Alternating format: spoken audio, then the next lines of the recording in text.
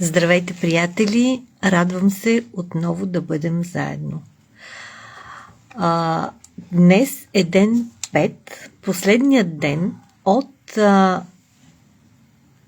5 дни, лимитираната серия, това да 5 дни към цяла аз.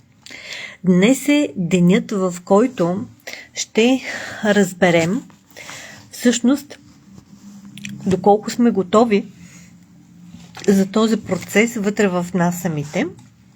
И всъщност този ден сме го нарекли прагът.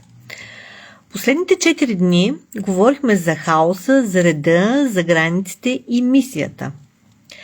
Днес няма да давам нова концепция, а ще говорим за прехода, за прага, на който може би се намираме.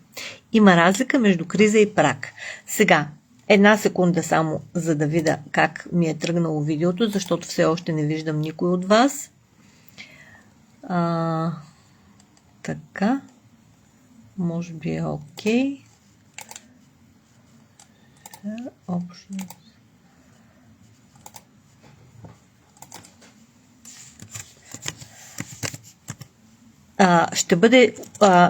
Днес всъщност ще усетите нещо много важно за вас самите. За жените и за мъжете няма значение. Ето сега, готово. Извинявам се не знам как иначе да се пускат, да се споделят. Така,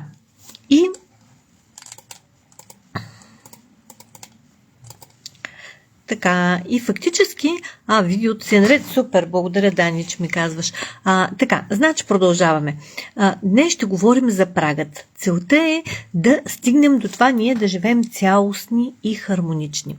Говорихме за това, когато сме разпилени. Ако не сте ги гледали, те са там, лайфовете са там, просто може би ги поразмества Фейсбука, но са си там номерирани, който не ги е гледал, може да се върне и да си ги изгледа.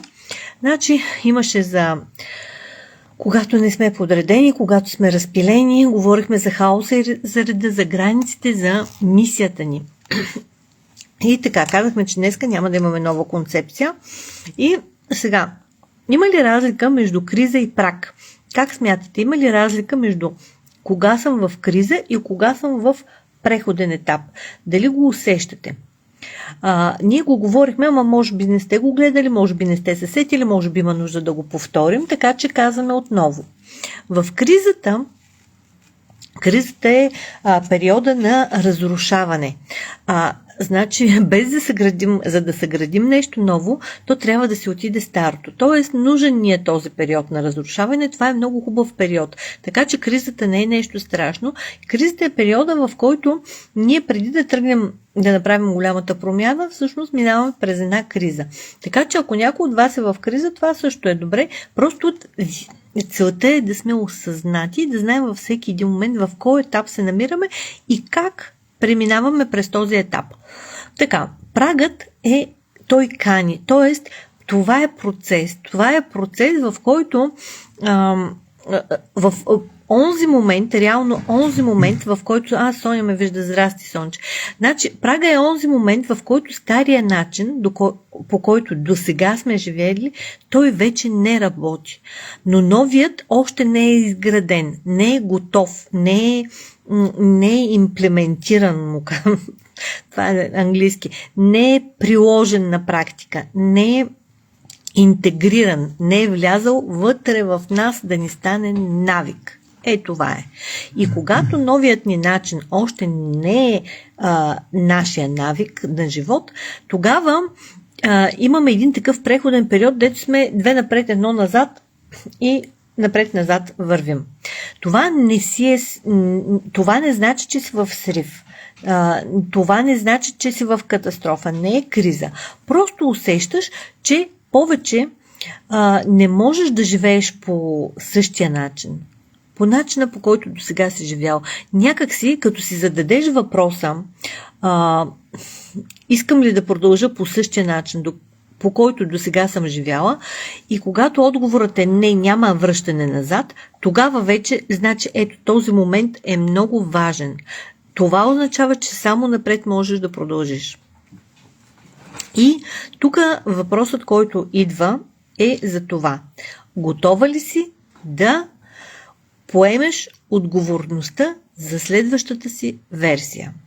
Много е важно този въпрос и съвсем честно и ясно си погледнете вътре и си преценете, готови ли сте да поемете отговорността за следващата си версия.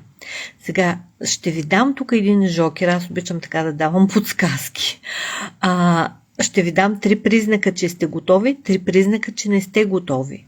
Тоест, ще имате, деца вика, жокери от моя страна. Но преди жокерите това е ценното, вътре в себе си да погледнеш и да си кажеш да или не. Защото, както казваше, както в на други места съм срещала, нали, за двете врати, които са, имаме едната врата към сигурното, другото към свободата. Коя избираш? Изборът е твой. Изборът е твой, доколко твоята душа е дошла да чака и доколко тя иска да преживее различни опитности, това аз не мога да отговоря. Това само ти можеш да отговориш. Аз мога да те науча как да си говориш с душата и как да си се разбирате, така да се каже, как да се чувате. Така че това е същественият въпрос. Сега, стигнахме до трите признака, които, нали, подсказката, че 3 ясни признака, че си готова. Това означава, първия признак е това, че не търсиш още информация. В момента интернет, Фейсбук, там Инстаграм, кой каквото си чете, то е залято, ама залято с информация. Защо? Просто ние, деца вика, превъртяхме това нещо с търсенето на информация. Едно време беше, трябва да намериш информация, да отидеш в библиотеката и да се ровиш в едни книги. Сега вече не е така. Сега каквото се сетиш, идва на момента. Това аз някога си го бях пожелала и то в момента е факт в моя живот и го живеем. Не знам при вас колко е осъзнат този процес, но няма значение. Въпросът е поне процеса, през който вие самите минавате, да бъде осъзнат. Така че, ако още търсиш информация и викаш, чакай да прочета още нещо, може би не си готов. Но, ако вече не ти се ще да четеш и това, и то те залива, а пък като се огледаш, нещата са си по-старому, още прочетах и това, видях и това, научих и онова, ама само тук, само през главата минава, а всъщност няма интеграция. Тоест, ако си чувала достатъчно, ако си чела достатъчно, ако си била на обучения, ако вътре вече знаеш и липсва не знанието, а умението. Тоест, случва ли ви се примерно много от нещата, ето, нали, слушате някого или нещо и казвате, аз това го знам, ама тук още нещо ново четеш, аз това го знам. Знаеш го, всъщност, да, много неща знаем, много неща сме минали, много неща тук сме чули и чели. И аз дори до някъде си мисля, че това не е много, как да кажа, полезно, не ни носи голяма полза в днешното време презаливането с информация, защото когато сме презаляти с информация, се случва така, че реално мозъка включва на аз го знам и като включи на аз го знам, ти не продължаваш нататък с вътрешният с трансформационния процес. Но това са едни подробности, които ще ги обявяваме, с тях ще работим в последствие. Благодаря за лайковете, не знам кой ги пуска, виждам, че някакви балончета изкачат. Така че, ако липсва незнание, а решението, тогава това е признак, че може би си готова. Стария начин, втория признак. Втория признак е когато стария начин вече ти стяга, така да кажем. Някой казва, стягаме чепика. Старите обувки вече ни стягат, т.е. имаме нужда от нови. Това, което преди ти е било удобно, вече ти е станало тясно. Това може да в буквален смисъл да се разбира, но в контекста на това, което ние говорим, е това, че вече ролите са ти малки. Тоест, това не те удовлетворява ролята, в която си. Не те удовлетворява начина, по който живееш. Искаш нещо в повече, искаш някакси да се реализираш по-добре, искаш да се разгърнеш повече. Компромисите започват да ти тежат. Вече не ти се ще и така, ами деца вика, стига толкова вече с тия компромиси. Разпиляването ти омръзва. Какво означава? Омръзва ти този вече безпорядък, нали, и това, и другото, и такова. Искаш ред, структура и напредък. И това не е защото си неблагодарна, а защото си пораснала. Тоест, ти си натрупала вътре в себе си някакви неща, които вече те са готови, деца вика, озряли са, надигнали са се и са готови да бъдат структурирани по нов начин. Това е втория признак, че след като стария начин вече не ти е удобен и търсиш някакво по-сериозно удовлетворение, това е признак, че си готова. Следващия, третия признак, за който искам да си поговорим, това е за страхът. Значи страхът има една много специална функция и тя е да ни предпази от това да влезем някъде, ако не сме готови за това.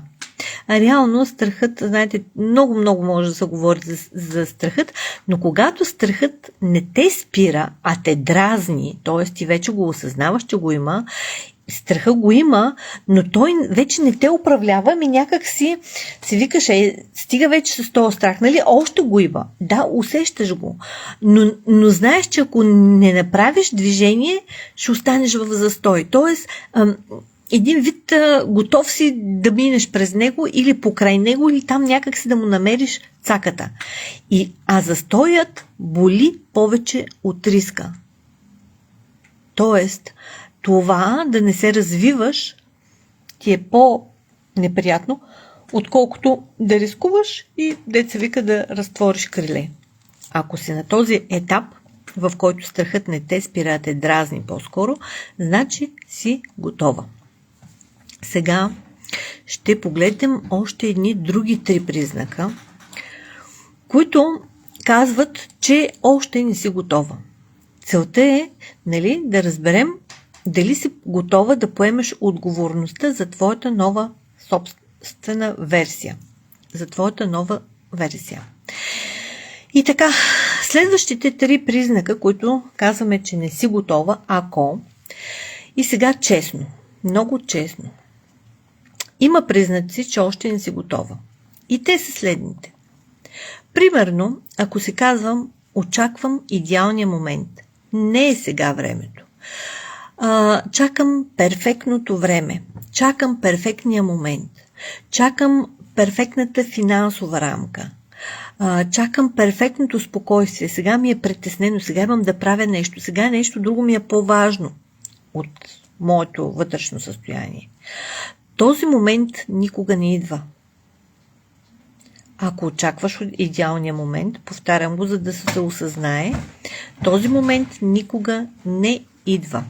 И ще ви кажа нещо друго за времето, което наскоро ми светна, както се казва, лампата.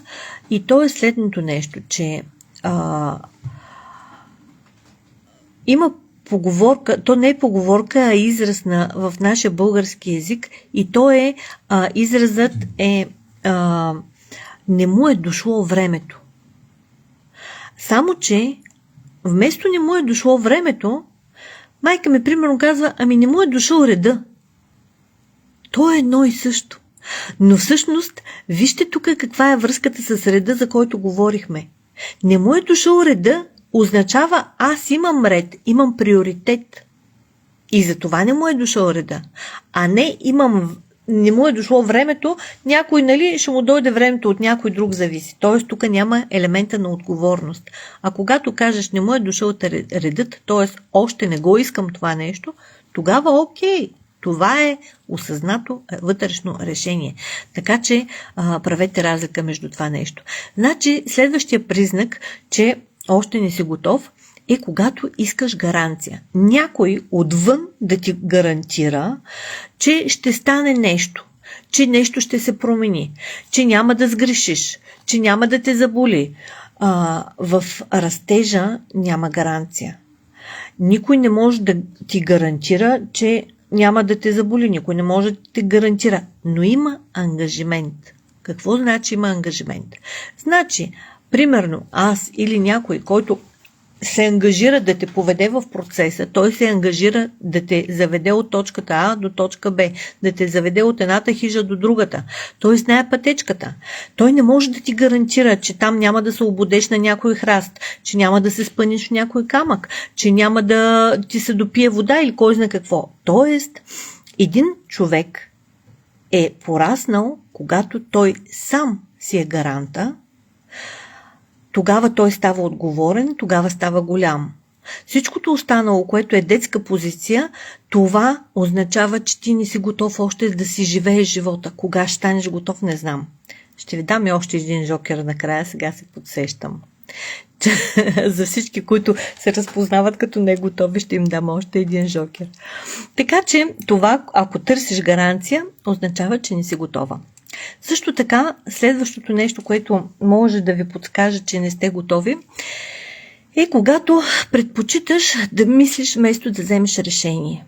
Казваш си, ами ще видя, ще помисля, нека още малко. Тоест, ти търсиш нещо, ама какво търсиш? Всъщност, това означава аз не мога да стъпя върху собствената си позиция. И реално това е едно отлагане в красива форма. Ще помисля, ще видя, Значи, не ти е момента. Окей, не ти е момента. Обаче, ако има ред вътре, ти казваш, това ще го взема сега, ще го взема утре, ще го взема след 3 години. Няма да го взема изобщо. Обаче, всяко отлагане, всъщност, това е незрялата позиция отново. И сега ще ви дам тук един жокер. Ако сте се разпознали в някои от тия трите неготовности, ще ви кажа, че констелационният метод, който сме учили, там гарантирано има начин да си хванеш живота в собствените си ръце, да си поемеш отговорността и да живееш собствения си живот с пълния му капацитет, с пълното му разгръщане. Но за това си иска да си хванеш пътя, да вземеш решението. Или, иначе казано, просто на този етап да кажеш искам. Само това се иска от теб. На този етап. Само да си кажеш искам го това нещо за моя живот. Така, сега следващата стъпка каква е? През тези дни аз ви дадох рамка. Ако си се разпознала в нещо, в някои от ситуациите, за които говоря, ако нещо вътре се е размърдало, ако усещаш, че си на праг, ако усещаш, че си в този процес, дето насам ли, натам ли, на къде да продължа, ако усещаш, че повече, деца вика ти, информацията вече ти идва повече и няма нужда от повече информация, а си готов просто нещо да направиш с живота си, следващата стъпка е структура. Структура, върху която, когато имаш, ти можеш да надграждаш много в дългосрочен план. Затова всъщност съществува цялата аз. Това е процес, а не мотивация. Това е работа, не е вдъхновение. Подреждане. Това не е бягство. Идеята е чисто, просто, обикновено нещо, което насложено изгражда нещата. Все едно като една величествена сграда, която викаш, вау, откъде, какво, как стана тая работа, а всъщност ти си градил тухличка по тухличка. Ето за това говорим. Просто да сложим скелета, да сложим структурата и да ви покажа как да си слагате оттам нататък самички нещата. Така че записванията за този цикъл ще са отворени до 1 март. Сега, аз осъзнавам, че сме в такъв смисъл. Идеята беше да са до края на месеца. Осъзнавам, че сме в почивни дни, в национални празници и така нататък. Ако някой не може, нали, много му се ще да си говорим и не е успял да си говорим, да ми пише, ще намерим начин. Нали. Аз съм готова на някакви такива, деца вика, да ви дам шанс, но няма да удължавам. До 1 март, 24 часа, който се е заявил за среща, се е заявил. Няма значение от кога ще ни бъде срещата. Тази група ще започне с жените, които са готови да поемат следващото си ниво.